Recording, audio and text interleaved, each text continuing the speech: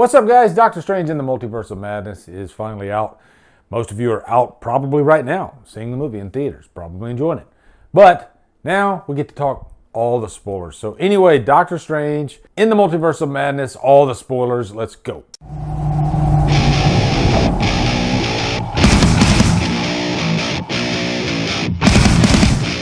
What's up, guys? Welcome to all the spoilers for Doctor Strange in the Multiverse of Madness. Gonna try not to say that anymore because it's just way too much to come out of your mouth. But yeah, I always get interested in doing spoiler reviews for these MCU movies because in the non-spoiler reviews, you can't really say anything. And I guess just to kick it off, an apology from me. All right, I always say if I'm wrong, I'm gonna give you an apology. In my out of theater reaction, at the end of the video, I did say that Scarlet Witch, what a villain. That's what I said. And Scarlet Witch, that's all I'm gonna say. Oh my God, what a villain, what a villain. That was wrong on me, okay? I realized that I probably shouldn't have said that, even though in my mind, just giving you my thought process, I thought the trailer kind of gave that away. And it was one of those things where, are you really going to be that shocked that Scarlet Witch is the main villain of this movie? I mean, from the get, when I first saw that trailer, I was like, oh, she's going to be a great villain. That's exactly what came in my head. And so when I said it at the time, my knee-jerk reaction was, yeah, this isn't going to, everybody's going to think that she's the villain. But then a beat after that, I thought, oh, shit. Some people might see that as a spoiler. Okay, so again, some of you guys called me out on it, and I did give you some lip back, but I apologize. You're right. I probably shouldn't have said that Scarlet Witch was the villain. So with that out of the way, now we can talk about the damn movie. All right? Goddamn, I'm already... Never mind. I love this movie, guys. Like, I really, really, really loved this movie.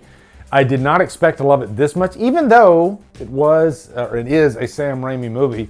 You know, I was excited that, hey, Sam Raimi back. This is awesome. But throughout the course of the promotion of this movie, like, they never really promoted that hard that it was a Sam Raimi movie. You know, it was just kind of like, if you're in the know with, you know, directors in these movies, then you would know. I didn't think they were like, you know, sounding that Raimi trumpet for this. So sometimes I would forget that Sam Raimi, oh shit, this is a Sam Raimi movie. And boy, when I got out of the movie, I was like, that was definitely a Sam Raimi movie. I even said that in my non-spoiler review. And, you know, just the overall vibe of the movie. I don't like going in chronological order with these things because that can get kind of stale and boring. So let's start off with Scarlet Witch, okay? Let's start off with how awesome of a villain she really was. And I always wanted this movie. You know, I always wanted a Scarlet Witch movie, you know, even over like Captain Marvel. I'm like, why are they doing Captain Marvel? I want Scarlet Witch, but what do I know? Kevin Feige knows what he's doing.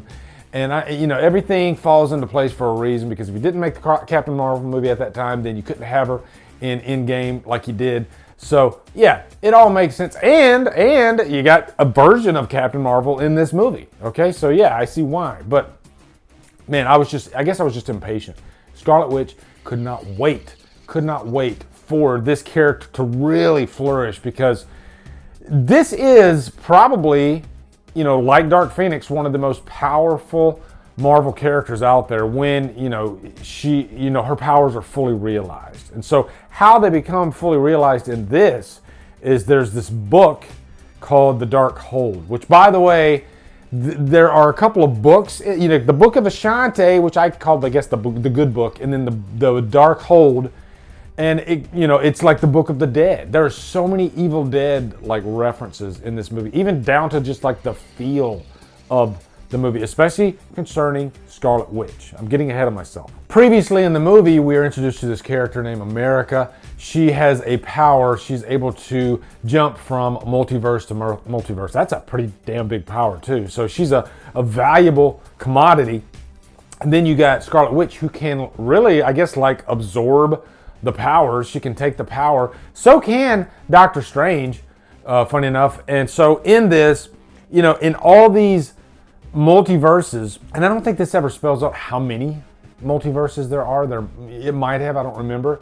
But basically, There is a version of Doctor Strange at every single one of them. Usually he betrays America to gain her powers because that's the only way he can beat the ultimate evil at the end of it. But the current multiverse, our plane, which is called 616, the two primary ones are 616 and 838 in this. That's the alternate multiverse. America jumps from that one because she's fighting this like ponytailed Doctor Strange, and she jumps to our plane. That's what I'll call it, our plane, and our current Doctor Strange.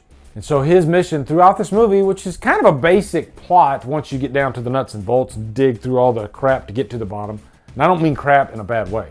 His mission is to protect her. That's pretty much the big thing. And Scarlet Witch, Wanda, she's been kind of infected under the spell of the dark hold. And so that kind of brings out the worst intentions of a person, and all their powers kind of flourish. It's kind of like the Sith in Star Wars. They have like unlimited power, whereas the Jedi, they are more controlled, more restrained. Same kind of principle here, really. You know, you get a Doctor Strange that is under the dark hold, like there is a version of that in this movie, then really bad things can happen. But his main mission, protect America throughout, and America is intercepted by Scarlet Witch. And so there's this fight between Scarlet Witch and Doctor Strange and America. When the situation is at its most intense level, then her powers kind of come out. And so she was able to get out of there with Doctor Strange and jump over to 838. Another big spoiler that I want to jump into is once they get over to 838, Scarlet Witch, she finds them over there, and you know, she's just hell-bent on getting to America. And really her main goal in this is her children. In your dreams, that is, the multiverse. You can see like what the other version of yourself is doing. So Scarlet Witch is having these dreams of another version of herself having children. So her goal in this movie is to get to those children who are on an alternate multiverse, 838. So then you got Doctor Strange over there trying to protect her. And then he comes upon this superhero council. You know, the Sorcerer Supreme at this council is a Doctor Strange that died in 838. And so there's this like big statue of him. They're worshiping him and everything. And so you got this character, Baron Mordo, played by Chiwetel Ejiofor, amazing actor. And he is the current Sorcerer Supreme. You know, he's in the stead of Doctor Strange in that world. But they don't trust the 616 Doctor Strange, our Doctor Strange. And they tell him that. So there's this like council meeting, you know, why can't you grant me the power of master? You know, that stuff like that. This was a big moment in the movie because we finally see Reed Richards from the Fantastic Four, played by John Krasinski. You know, I've heard this rumor. Finally, we know now that he's in the movie, which is really cool. We see a different version of Captain Marvel. We see Captain Carter from the What If series, which is really cool. So, you know, all these little Marvel shows along the way, you kind of need to watch them because they're going to present themselves again in future movies. And I'm sure movies after this movie. WandaVision, you know, you really needed to watch WandaVision to understand what Scarlet Witch was going through in this. But also this new character that we haven't seen before, Black Bolt, who has this, like, I guess like a sonar power, like he could scream and kill you. And of course, Professor X. Does that mean that this is the Professor X that we know from the X-Men movies? Maybe, maybe not. Probably not. So this is such a cool moment. We're like, oh my God, this whole new world of heroes. Scarlet Witch is going to go toe-to-toe with these guys because she wants to get to America. First thought in my mind was, this is going to be crazy. Like, I guarantee she probably will kill like one of them and then she'll be out of there.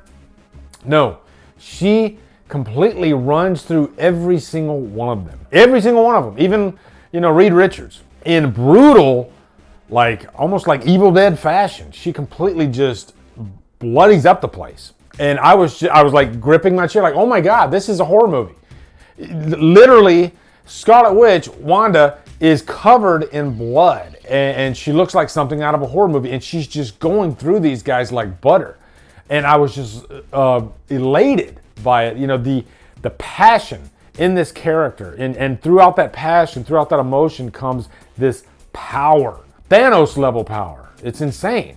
But eventually, Doctor Strange has to figure out how to finally took her down. And so he ends up, through this spell, inhabiting the dead corpse of the ponytail Doctor Strange from the beginning of the movie.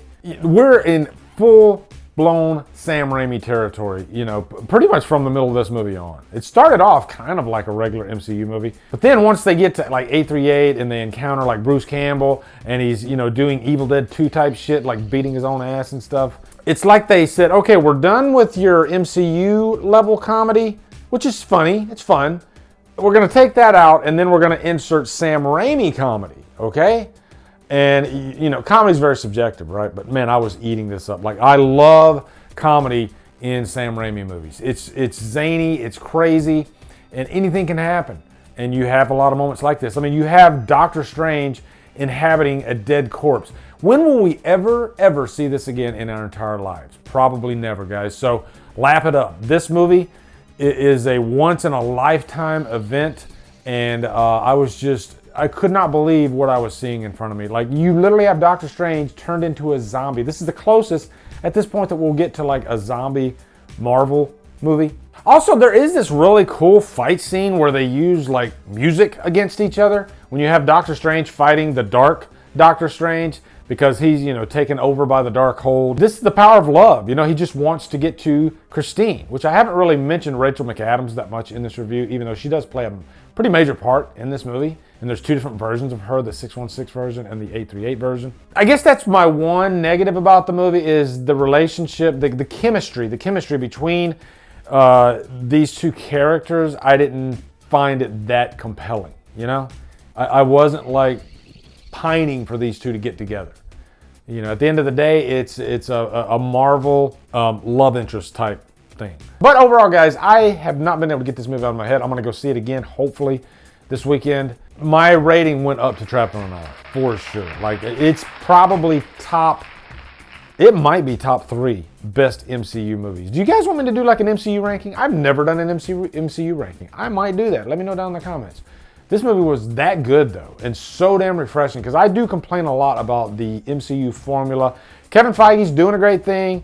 Don't listen to me. Keep doing your thing because it's working. He's got a great plan, but some of them can get kind of formulaic, and this was so refreshing. Didn't even talk about the visual effects. Just freaking jaw-dropping. You know, this movie, it looks like $1 billion, okay? So anyway, let me know your thoughts on Doctor Strange in the Multiverse of Madness. Looking forward to hearing them. Also, be sure to come over to Killer Flicks, where we talk horror all day and every day. And on Fridays, we do Freeform Fridays. Follow my Drumdums on my socials. Support me on Patreon. Buy me a coffee. And you guys, thank you so much for watching. Have a great day. Drumdum out.